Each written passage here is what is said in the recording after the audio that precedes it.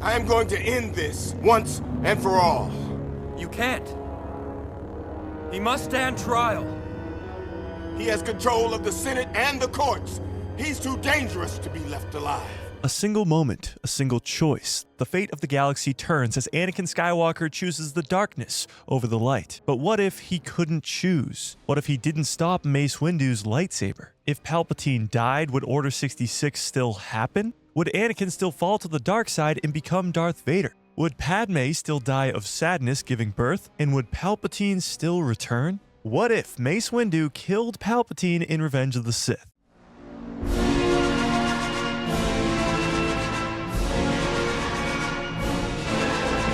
As the Jedi go to confront the Sith Lord that has been right under their noses for years as the Chancellor of the Republic, they don't realize that this battle, although epic, ends with all of them dead. However, in this alternate universe, Jedi Master Mace Windu, after getting the upper hand on Darth Sidious, stands over the weakened Chancellor, his purple blade reflecting the terror in the Sith Lord's eyes. And this time there is no hesitation. This time he strikes him down before Anakin can decide which side he is on. Mace swings his lightsaber down, severing Palpatine's head clean off in one swift motion. The Sith Lord's body collapses. The darkness has been vanquished, or so it seems. The room remains thick with tension. The darkness has not left. It's almost as if it left Palpatine's dying body, but was transferred to the young Jedi that stands before Master Windu. Anakin Skywalker, who only moments ago had been teetering on the edge of darkness and is now fully consumed by it. The promise of saving his wife, Padme, the whispered assurances from the Dark Lord that lies dead in front of him, are all gone in a flash. His thoughts run wild, his fear manifesting into something primal and uncontrollable. No, no, no. You killed him. He was the only one who could save her. Anakin's anger begins to grow, and Mace can sense the darkness is not yet destroyed. Palpatine was a Sith Lord, Anakin. He was trying to manipulate you. We can still set things right. Without thinking, without reason, Anakin lashes out. The Force surges through him with devastating fury, and with one powerful push, Mace Windu is hurtled backwards. The Jedi Master's body flies through the air, plummeting into the endless abyss of Coruscant's underworld. In a matter of seconds, two of the most powerful figures in the galaxy have perished, and Anakin Skywalker stands alone, trembling in the eerie silence. What have I done? The realization sets in like a cold dagger in his heart. Palpatine, the only one who could have taught him the power to save Padme, is gone. Mace Windu, one of the Jedi's greatest warriors, has fallen at his own hand. 4 Jedi and 1 Sith are all dead in this room, and Anakin is the only witness. The weight of his actions is crushing, and for the first time in his life, Anakin feels utterly lost. Even when his mom died, he had Padme, but his wife is not here right now. Anger, hatred, and fear all flow through his body uncontrollably. Can he still save Padme without Palpatine? Or will his nightmares become reality? Will the Jedi ever believe what truly happened here? As all these emotions run wild through Anakin's mind, he knows there's only one person in the galaxy he can trust right now, Obi-Wan. Anakin makes his way to Palpatine's holotable. With shaking hands, he activates the holo transmission to Utapau, where his master, Obi-Wan, just finished his battle with General Grievous, killing the leader of the Separatists and ending the Clone Wars. Kenobi answers, his face weary as he can see something is wrong with his apprentice. Master, I didn't mean to. Chancellor Palpatine is dead, and so is Master Windu. Anakin, what have you done? Anakin tells him everything, how Palpatine promised that he could protect Padme, how the Sith Lord had been manipulating him for years, and he tells him everything that happened in this office. The death of Palpatine, the killing of Mace Windu, his own fear and confusion. Obi-Wan's face darkens as he listens. The Republic is leaderless. The Jedi have just committed what will surely be perceived as treason, and the fragile political landscape is about to collapse into chaos. Obi-Wan understands immediately that they are all in grave danger, and his apprentice needs him now more than ever, but he is on Utapau, and it will take him a while to get back to Coruscant. Find Padme. Stay hidden. I will be back as soon as I can. Trust only in the Force. As Obi-Wan is about to end the holo transmission, Anakin stops him. Obi-Wan, find Ahsoka.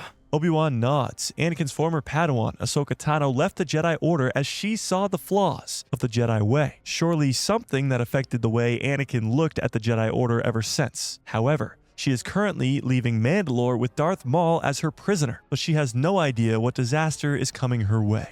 Back on Coruscant, the senators are losing their minds. News of Palpatine's death has spread like wildfire, and the fear in the room is palpable. Ironic. Palpable? Palpatine? See what I did there? The absence of their supreme leader has left the Republic in a vulnerable state, and it is in this moment of crisis that Mace Windu, the late Chancellor's most loyal advisor, takes control. The Jedi have betrayed the Republic. They struck down our Chancellor in cold blood. They seek to overthrow the government and rule the galaxies. We must act now before it is too late. Murmurs fill the room as we see Padme Amidala and Bail Organa watching on with fear in their eyes. And before they can say anything, a hologram fills the center of the room as it shows Mace Windu killing Palpatine. The Jedi are evil, and they are far too powerful to be running around with no supervision. Our former leader, Chancellor Palpatine, had a plan if the Jedi ever lost control. The order to kill all the Jedi that could be given to the clone army at any moment and would rid the galaxy of its biggest threat, the Force users, the lightsaber wielders that can't be stopped by any citizens of the Republic. With this evidence and little resistance, the desperate senators agree. Order 66 will be enacted. As the command spreads across the galaxy, clone troopers turn against their Jedi generals. The once loyal soldiers bred for obedience execute their comrades without hesitation. And much like the original timeline, we see countless Jedi fall at the hands of their own clones.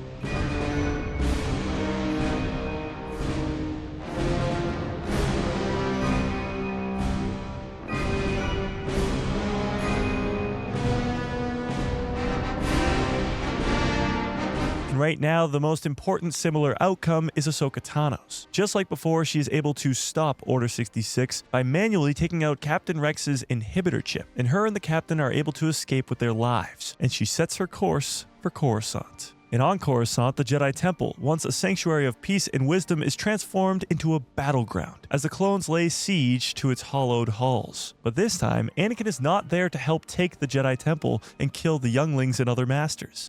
Master Skywalker, there are too many of them. What are we going to do? Yeah, that doesn't happen. And while the clone army is struggling to take the temple, Obi-Wan has arrived. He finds Anakin sitting alone in the Jedi Council's chambers, still caught between his own guilt and his instincts of a warrior. Although there is much conflict in Anakin that needs to be resolved, right now the two, master and apprentice, fight side by side to defend the temple. But the situation is hopeless. The Jedi are outnumbered, and their forces dwindle with every passing moment. But as the fight rages on, Anakin and Obi-Wan are quickly losing hope, when suddenly, amidst the chaos, a familiar voice calls out to Anakin. Master, Anakin, we have to move now. Ahsoka Tano, having sensed the tremors in the Force, has finally returned to find that Order 66 was not just something that happened to her, but even the place she once called home, the Jedi Temple on Coruscant, is in ruins. And she barely managed to break through all this carnage to find Obi-Wan and Anakin. Together, the three of them save all the Jedi they can as they make a daring escape, knowing that their survival is the only hope for the Jedi Order. But as they are about to board the ship, Anakin stops. I'm not leaving without Padme. Seeing the fear and desperation in his apprentice's eyes, Obi-Wan knows there is no convincing Anakin. So as the battle rages on, Anakin races through the darkened streets of Coruscant, his heart pounding. Clone patrols at every corner, but he moves unseen, guided by the Force. His mind is in a whirlwind. The fear, anger, and desperate hope.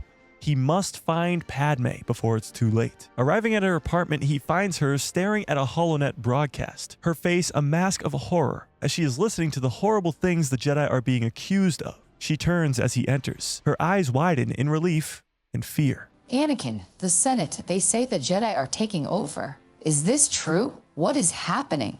Anakin moves towards her, taking her hand in his own. Palpatine was a Sith Lord. He manipulated everything. The war, the Senate, even me. He promised me he would save you, but he was lying, and now he's dead. And so is Master Windu. And the clones have turned on the Jedi. We have to leave now. Padme places a hand on her stomach. These babies are due at any moment now. Anakin, what have you done? Before he can answer that question, Ahsoka and Obi-Wan burst into the room. Anakin, we need to go. The Jedi Temple is lost, and Coruscant will be completely locked down soon. Our ship is here, but we have to leave now. Anakin turns back to Padme, determination in his eyes. I'm not leaving without you. Obi-Wan and Padme share a glance. Obi-Wan nods as if to tell her that he knows everything. The kids she's about to have are Anakin's, and that he's okay with it. It's time to go. They all board Bail Organa's ship. With blaster fire echoing through the city, the ship makes its way off the planet. As they fly away, they see Coruscant on fire. The Republic is in ruin. The Jedi Order is gone. As the ship flies away, Anakin holds Padme close, the reality of their new existence settling upon them. They are fugitives on the run, and their home is now gone. However, this is not the end. No, it is just the beginning. The Republic may be gone, but the rebellion is born on this day.